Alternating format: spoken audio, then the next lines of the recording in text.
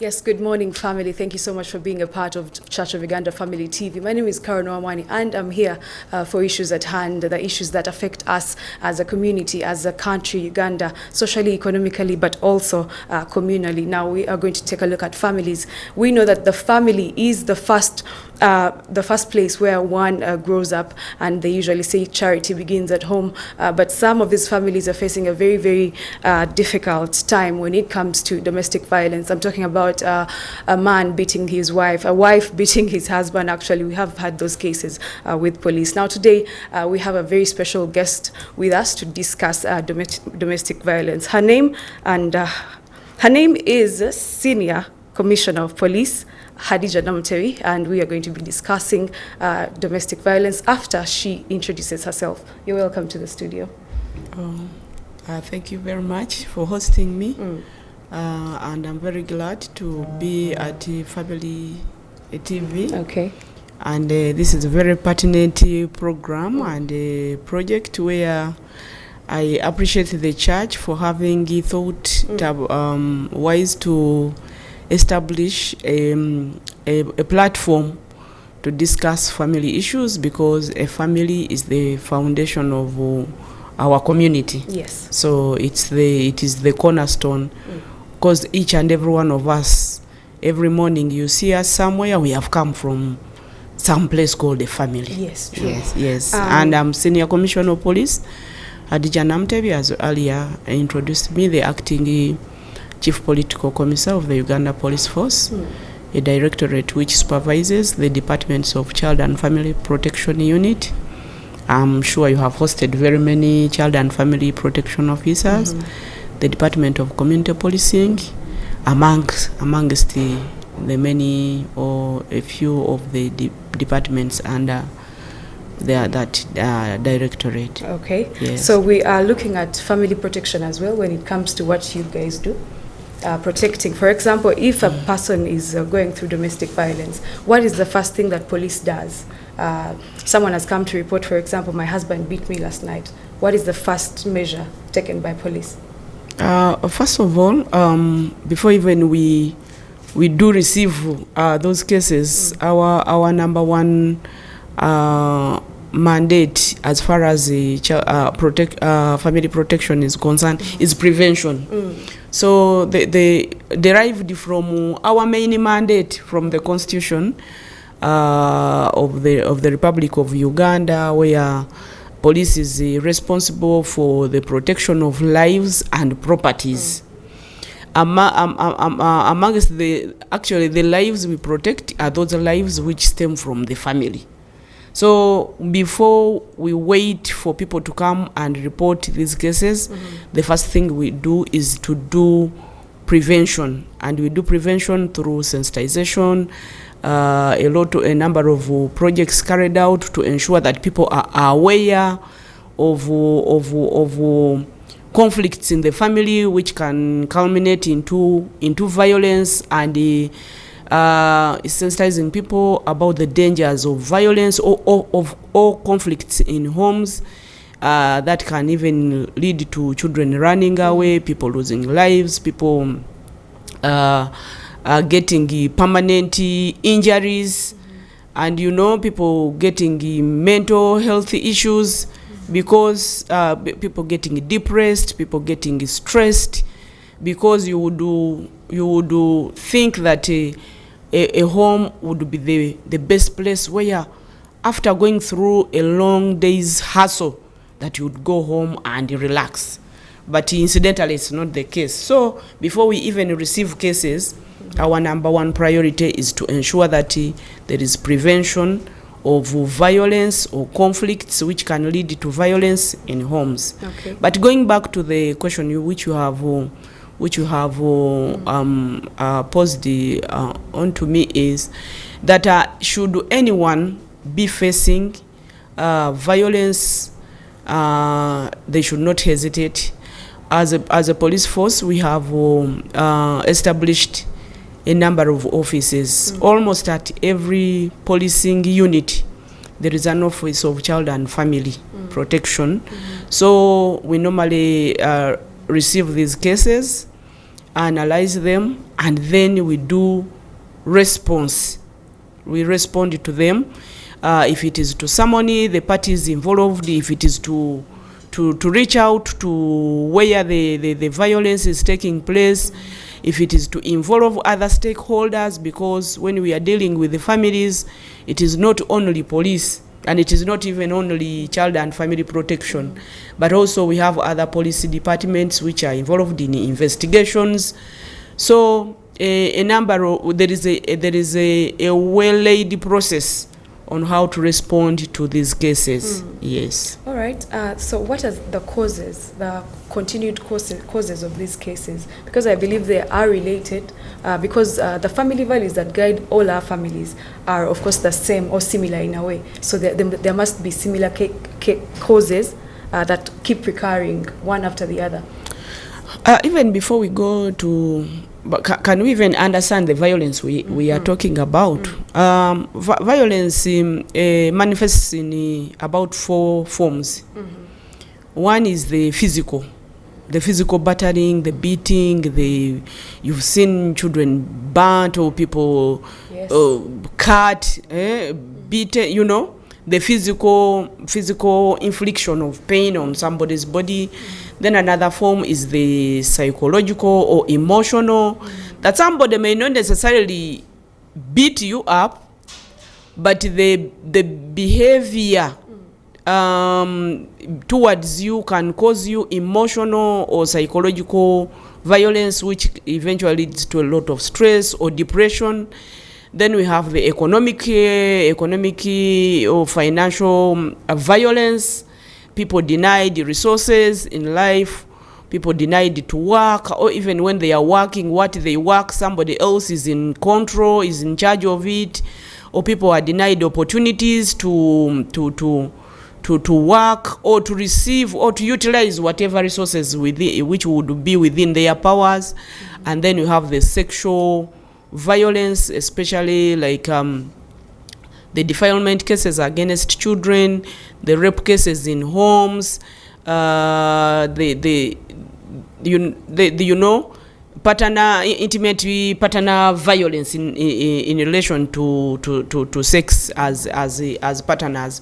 So those forms of violence are really vivid and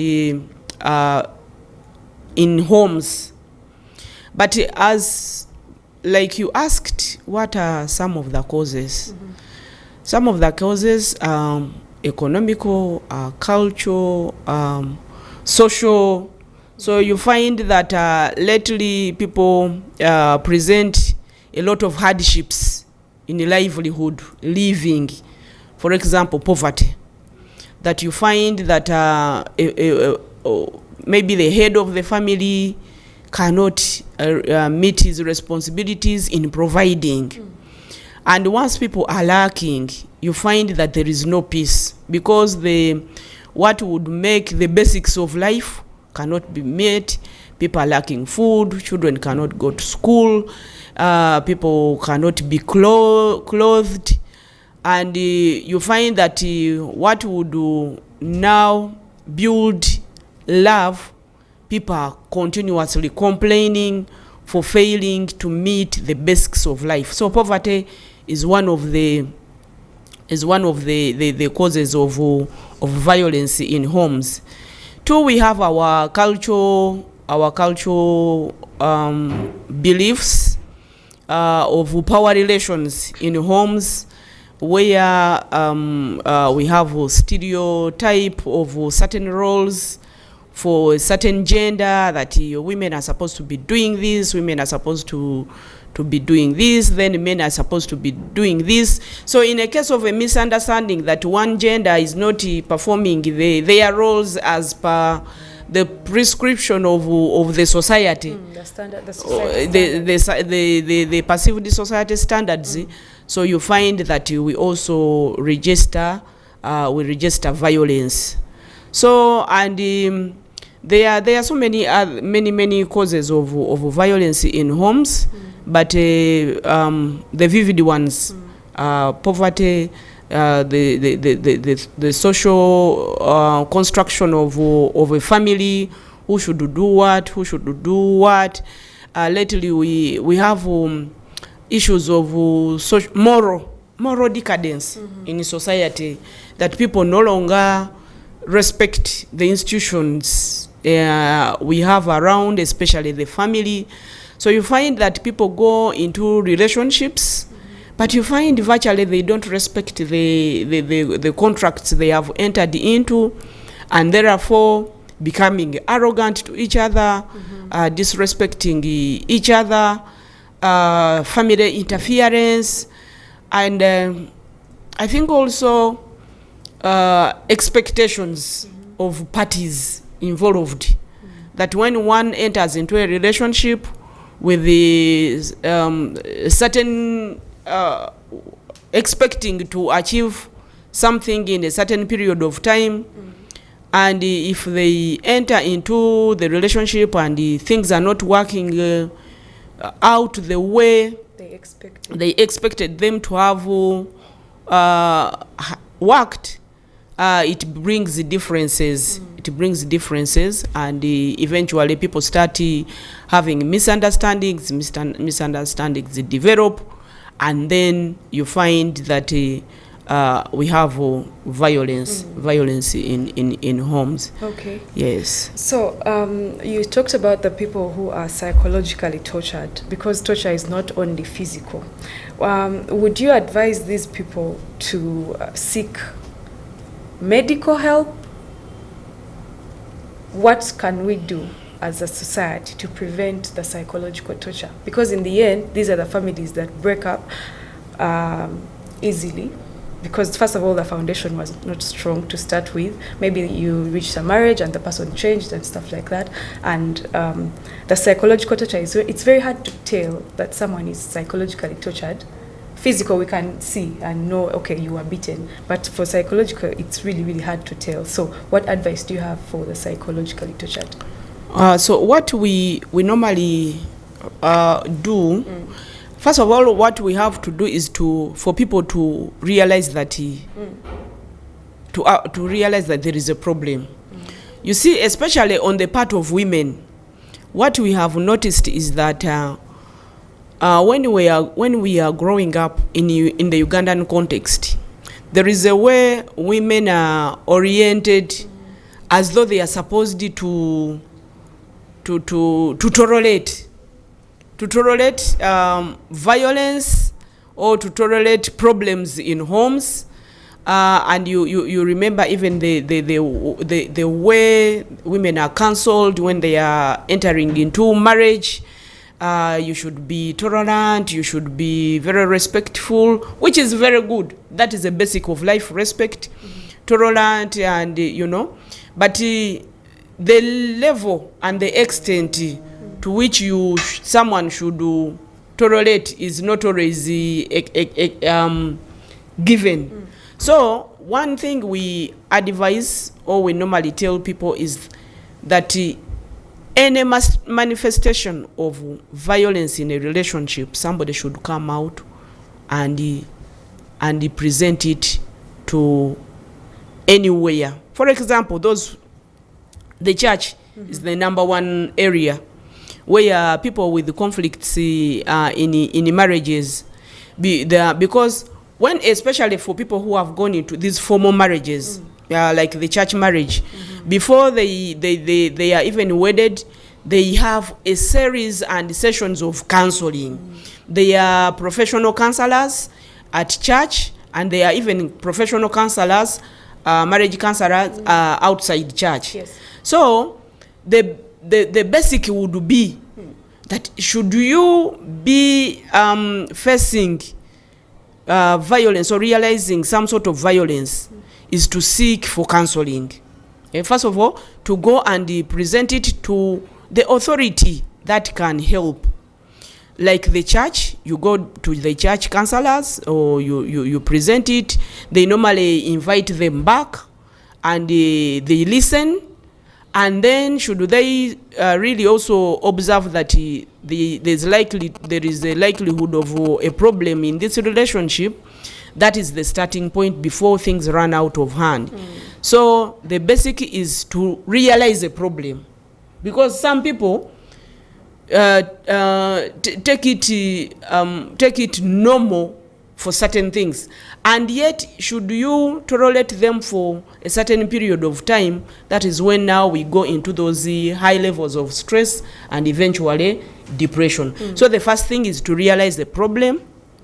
Having realized the problem, present it to the people who can help you to sort it out. Okay. If it runs out, if it cannot work out there, then because what we have seen, eventually we have crimes committed. Present it to our offices of child and family protection, and they do that process. If you require more counseling, if you require protection, because we have even in situations where a person is no longer safe in the home where they are, and it could be they need help to be kept somewhere in a shelter where they can be kept out of danger, or where the perpetrator is apprehended. And does Uganda have those shelters? Yes, we do have shelters, and there are so many NGOs who also support. But the majority of the the ministry responsible for those shelters is the Ministry of Gender, Labor and Social Development. But government and government agencies work in partnership with other stakeholders. There are also civil society organizations and non-government organizations that also host those shelters. So you find that there is a spectrum or a wide platform where these cases lately handled. So before we go into depression, let people present these problems. First of all, realizing that there is a problem, then reporting it to the rightful offices that can handle. You can even come to police, and we don't have like the services that can sort it out, but we do referral mechanisms that we shall refer our client or the victim to a certain organization that offers a certain kind of service that can help in sorting out before we go into those escalated situations that can lead to mental breakdown or even to loss of lives. Okay. Yes. I have two similar questions, sexual violence and poverty, because you pointed them out. But let's start with poverty. There is this society norm that these days women are more dependent on men. They don't want to work. Is that the cause of poverty? Because if, as a woman, you don't want to work, meaning you don't have your own money, you're going to ask everything from that guy, the man you stay with. So, because you're poor, even if they torture you, you don't have safe space to go because you can't afford your life. What is the suggestion that you would give to such a girl who thinks, I'm going to get everything from a man? Incidentally, now, most of the cases actually we receive at police, it is the vice versa. Oh. That, religiously or biblically, I will refer, because we are here at Church House. Yes. A man is the head of the family. Of course. And even in our culture and social construction, we see a man as the head of the family. Meaning when you are the head of the family, virtually you are supposed to provide. And even that is the orientation we get. That the woman will be submissive, she'll be home to take care of the home, while the man goes to work and provide for the family. But lately we see that people have run away or neglected their responsibilities. For example, most of the cases we receive, you find that women are complaining that men are not providing. Even those who have, that they are working and they have some reasonable means of livelihood, you find that deliberately they deny to provide for their families. And also now we have an issue where they say women now have left the homes, they have been empowered, and they have gone also to look for means of survival. And in those cases where you find women are working, you find men have completely neglected their duties to provide. And but my take on this is whoever earns the means of survival should ensure that they do take responsibilities, share responsibilities. When a family, both of you are working, share responsibilities. So we also have women who are working, but because of the other social construction that should be provided for, that is when you hear that women have their that small pocket where they keep their money. That even when a man is failing to raise the school fees, the woman will look on and fail to pay school fees because the man is supposed to. So there are complications in issues. There are those men who really provide. And you find even when some women are working in those relationships, but they don't want to support their men. But then lately we see so many men becoming too lazy. And now in the other social construction where we feel a woman is supposed to take care of the home and a man is supposed to provide, when it comes to a woman providing, there is a failure to balance, to accommodate the man who is not providing. Because a woman will feel so much either cheated or burdened to fully provide for a home when a man is just sitting. And that is the one source of violence. And for men, even when they are not providing, they don't want to accept that they have failed to provide, but they still don't provide, but they want to still feel they are the men in the home. And for the women, they feel for you to claim that you are the man in the home, there should be certain responsibilities you perform, indeed to prove that you are the head of the family. But here we have scenarios that a woman provides for food, provides for school fees, pays rent, almost really hustles to cater for the entire family. And this man who has become lazy to work still wants to come and be part of that. Now instead of even being partners, now he becomes a problem. That is, he wants to still feel to be treated as this head of family without really performing his responsibilities. So in such relationships, violence cannot be avoided because the woman will at a certain level feel like being used or pushed to the wall. Yes. And should do, when she fails to now submit to this, because in that at that particular time she'll be looking at this person as a lazy person, then this man is going to stand up and say, I'm disrespected.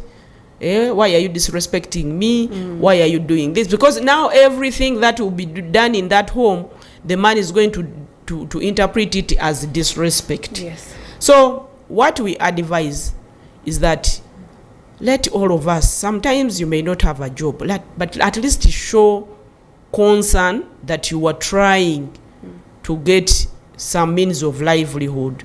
Support your partner. Let us support each other. Because where we are now, if both of us are working, sincerely speaking, you cannot afford to keep your money because this is your home. And where we see violence, if people are not properly aligned in their relationship, there is no development. And the effects are on the children. On the children who are our future generation. Yes. So we see now children growing in homes where there is violence. So meaning violence is going to be emitted into them, and they also grow up violent people who will eventually not be in position to put up proper homes, because once there is violence, meaning there is no love, meaning there's no respect. So really you find there is a mess in a home, and therefore the community is going to be messed up. All right, we are still looking at domestic violence, but I'd like to take a short break right about now and return with the numbers. How many people are facing violence according to the reports from government and other stakeholders? My name is Carol. Stay with us. Of course, comfort and luxury at its best when it comes to Protea Hotel by Marriott. You will want to visit their hotel and get very, very adequate services, as well as high class when it comes to gym, swimming, and of course, health club as a whole, as well as buffet for you who love to eat fancy dinner or lunch.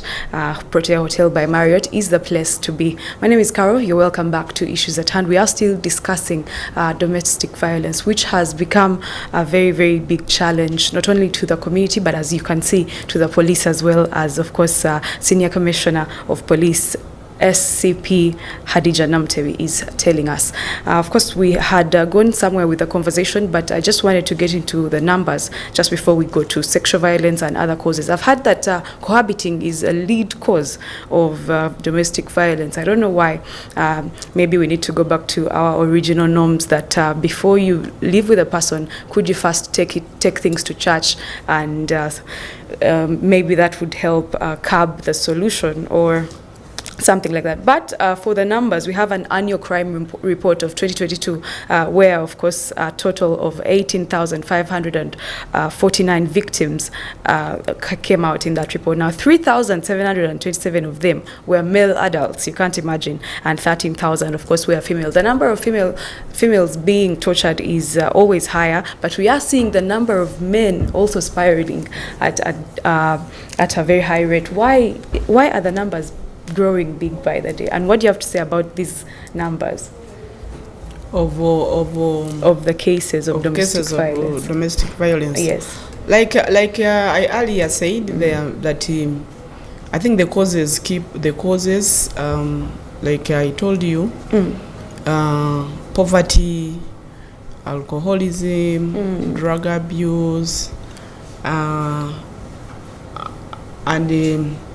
so many other things. Lately, people are presenting a lot of hardships with the economy. Economy is stressing, so meaning people cannot meet the basics of life.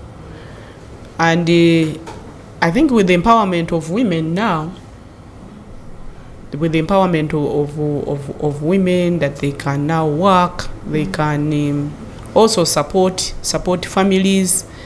So you find that men are also likely to become victims. Actually, the problem with the men with that masculine feeling that a man is a man, a man does not cry, a man does not. So even when they are tortured or when they are facing violence, it takes brave ones to report or to discuss these cases. So why we see, of course, in the cycle of domestic violence, the fact is women and children are the majority victims, but men are also victims, but they don't report. But for women, at least they have the guts to go and present these things. Even sometimes a woman may not formally go and report, but because we easily relate with each other, you find that when I'm facing a problem, I'm likely to talk to about 2 or 3 of my friends. So for them, when they assess that it is really, I'm facing a very big problem, they may decide to escalate it to another level. That's how we get these reports. Sometimes not that the victims themselves come and report, but the people who know about the problem, which is not the case with men. The men, even when they meet, they will discuss about football, they will discuss about economic issues, and then they part. When they rarely discuss about difficulties they are facing in homes, and that's how now women take advantage, I think, advantage of them, that even when they torture them, they rarely report it. And that is actually now leading to an increase in numbers, that those cases, even the few which are there, are not reported and dealt with, so that people get to know that they also have a platform to resolve them. So that's why now they keep on escalating, because the level at which we deal with violence against men is not at the same level the way we deal with the violence against women. And we also see so many programs, both from government and the civil society, fighting so much for the protection of women and children. So there has been, I think, a perception that for men, they are strong and they do fight for themselves. But lately we are realizing that we all need to use the same platform. So we always encourage men that don't die in silence, don't suffer in silence, because when you keep quiet about a problem, it can push you to the wall and you commit a greater or a very big crime. And the time you want to plead of provocation, of maybe self-defense, it will be too late for you. And hard to prove. Because you did not present those issues somewhere. So we encourage that whether women, men, or children, should they observe violence against them, these cases need to be reported to the authorities. So the numbers, like I've said, the more life becomes difficult, and we live in homes, so everyone comes in a home when they are not peaceful, definitely the numbers will increase. And we also faced problems, COVID, the post-COVID situation. We noticed there was a lot of violence in homes during COVID, because people we were under lockdown, no means of survival. For the first time, families were living together 24/7 for 3 months. So that is when people noticed, that's when we were now deeply analyzing ourselves. Because during the normal days, very early in the morning you are partying, so the rest of the day you are not together. So you have little time to see those small issues about your partner. But during COVID, that is when now people were taking advantage, because of the difficult situations, to analyze each other's faults, problems, miscomings. So and now post-COVID, definitely the economy has not settled with so you find that the violence keeps on, the numbers keep on, yes. Okay. In these numbers, and as you've mentioned, there are some children. We are seeing 819 who were boys in this report, and 950 who are girls. For children, when it comes to them, Let me relate it to sexual violence as well. There are girls who are defiled because of some of these causes that we've mentioned. Can the children be exempted? Do you see a future where in Uganda children are exempted from the domestic violence, from these numbers that I've just mentioned? So these are children, and children are the biggest victims of violence in homes. Actually, now when it comes to those defilements, even they are vulnerable. They are very vulnerable in a home and in the society, and because they can't fight for themselves, and they can easily be manipulated. So it is our responsibility as family members, the guardians, the parents, and the community members to ensure that these children live in a safe and secure environment. So actually, police establishing the Child and Family Protection Unit, initially family issues were private issues. Why should I really interfere in the matters of your home, how you run your home? But it was realized that there were so many things that happen in homes, and if we did not put proper mechanisms in place, a home was becoming a scene of crime. And you would find a woman is beaten, a man is beaten, but when they would go to police say, but those are domestic issues. Then the next time they call you, you go to respond to now a crime in that very home.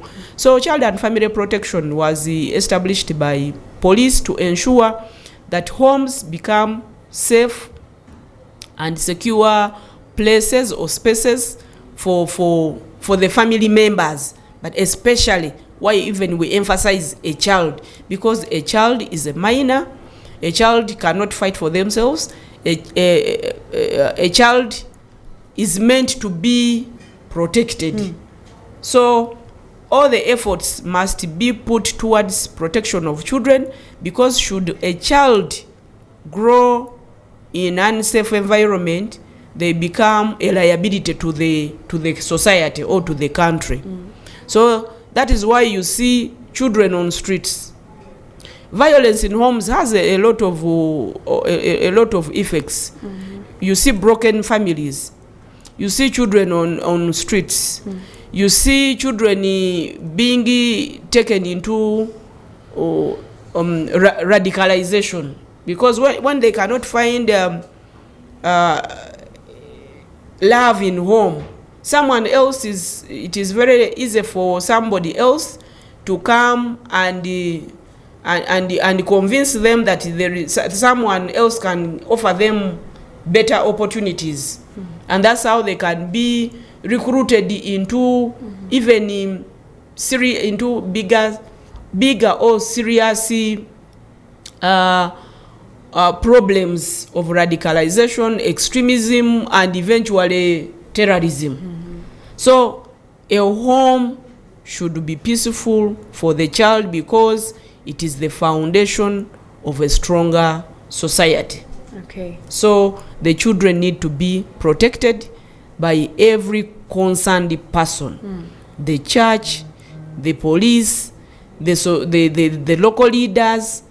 You know, those other days we used to say that a child is raised by the entire community, but lately the community has turned against, because lately just sending your child few meters away from your house to the next shop, that space alone is a dangerous space for the child. Can be defiled, can be kidnapped.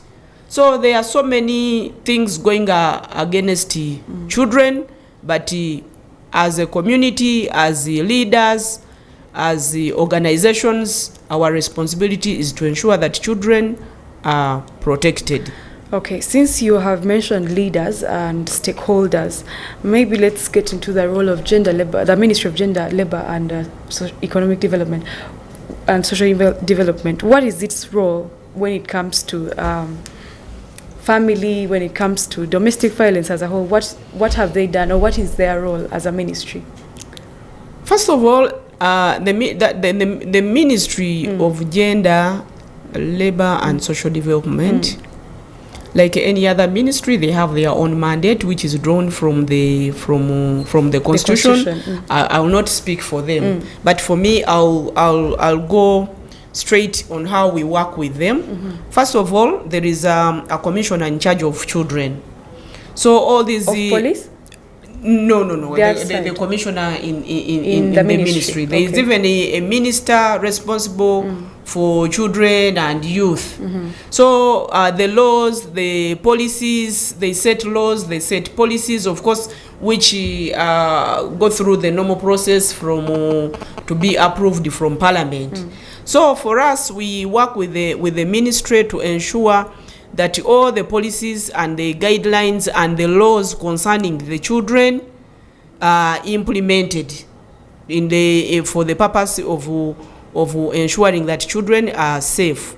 So we even have, as police, child and family, we have our officers attached to the ministry of gender, because we have a child helpline which is run under the Ministry of Gender, and we attach our officers to ensure that we get a lot of support from the ministry. So as a Ministry of Internal Affairs or police, we will coordinate so well in relation to issues regarding children, protection, the policies, the laws, the support, the shelters which are in place, and they also regulate, like for example, labor. They put laws in place that people who child labor, against child labor. So the ministry has their mandate where we fit in to ensure that children are taken care of. All right. Yes. When we were growing up, we used to see our parents and their friends first getting married before staying together. That, in its sense, has helped, because some of those people who got married earlier are still together. But we are seeing cases of cohabitation or cohabiting going higher, and these couples usually don't last because there is domestic violence that comes in there. I don't know why, but do you think you can shed a light on? Do you think it's better for one to first go to the church and promise God or everybody else that they've taken someone? Do you think it would help in solve the problem in a way? In Uganda, as far as laws are concerned and marriage, we have forms of marriages which are legally recognized. One is the customary marriage, where of course the parties involved, depending on the customs under which they fall, there is some sort of recognition from both the families of the man and the woman. And then we have the church marriage or the religious marriage. We have the church marriage. Then we have the civil marriages, and we have the Islamic way of marriage, because you are aware that in the Islamic religion, at least one man can be legally and religiously married to a number of women, to a number of partners. And those are the forms. Actually, when you come to police to report marriage, something to do with the marriage, those are the recognized forms of marriage. And all the privileges and the rule policies regarding marriage, somebody has to fall into those categories. But at the same time, the law allows that a person of 18 years and above is free to relate with anyone. So it is, you will not criminalize a person of the age of people of consenting adults entering into An agreement. Into a relationship. They even move in together. But where we see a problem is that because there is no commitment in terms of the law and in terms of these other forms I've mentioned, there is no commitment from the culture, the custom where you come from. There's no commitment from the religion. There is no commitment from government. So that is why that most of the times now the relationship will be based on children. Because whether children are born in an official marriage or outside an official marriage, children are children.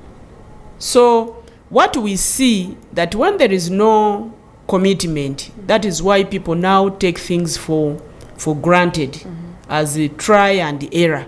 And yet in those relationships, people get serious issues like bringing children into this world, which is something very, very serious. But people underrate it.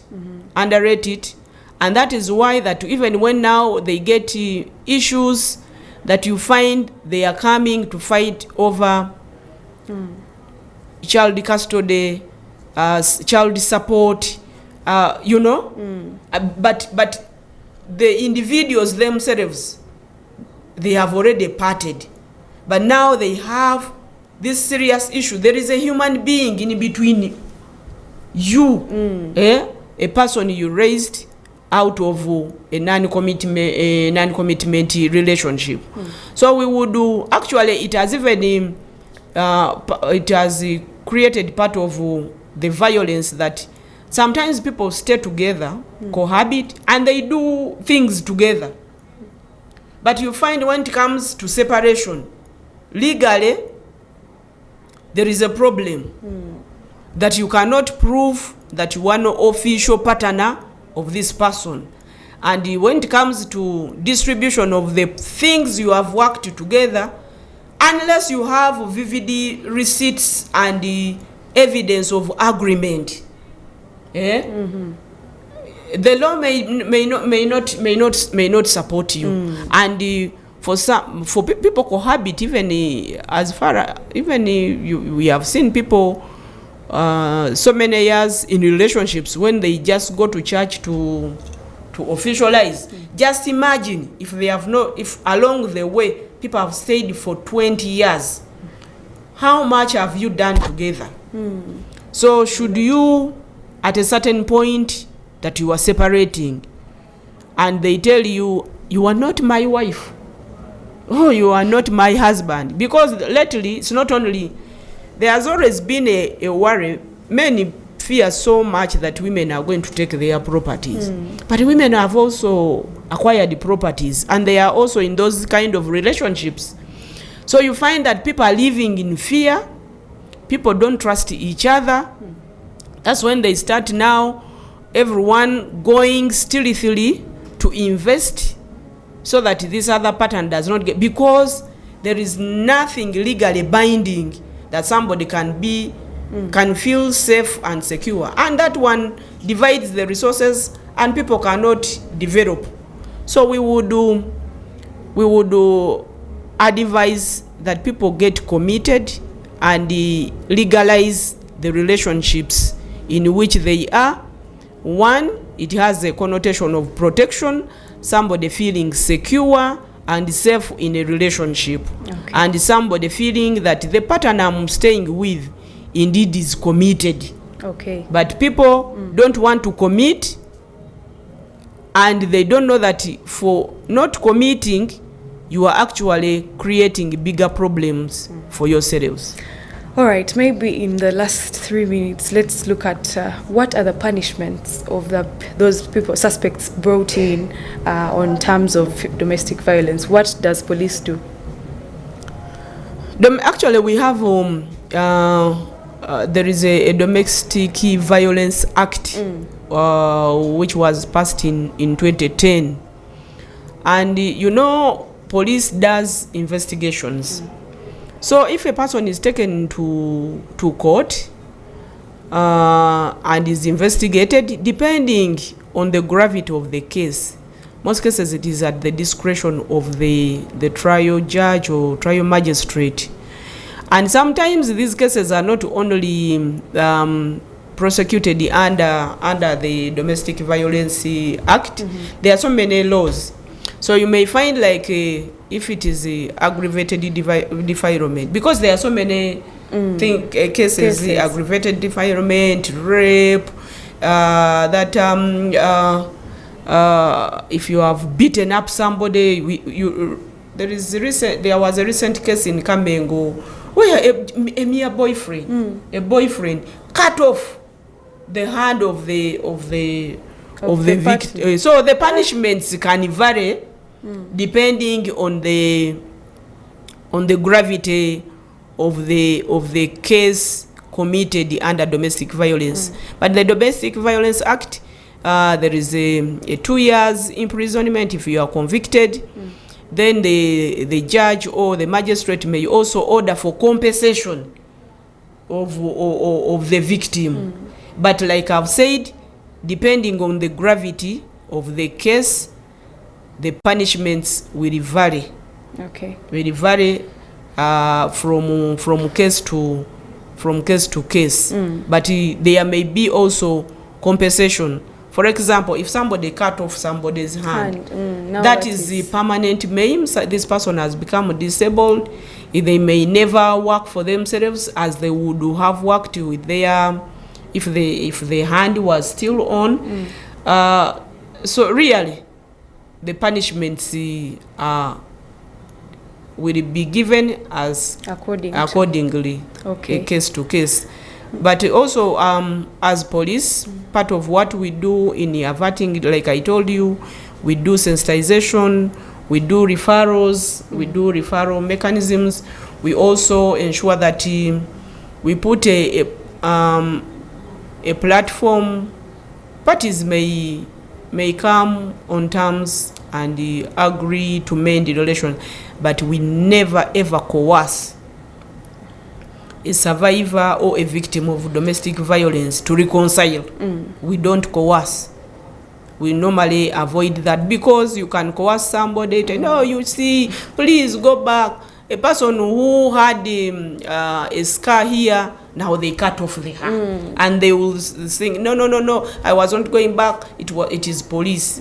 But we do. But when it goes beyond that, we have another department of sexual gender-based violence desk under CID, who also carry out investigations in all these cases. All so right. I would love that I encourage people, don't suffer in silence. Report these cases to the nearest authorities. You can even go to the LCs. You have the Nabachalas. You go to the nearest police. You go to the church. You escalate it anywhere. Otherwise, we need to make families and homes secure and safe for everyone to live in a secure environment. Thank you so much, SCP Hadijah Namutebi.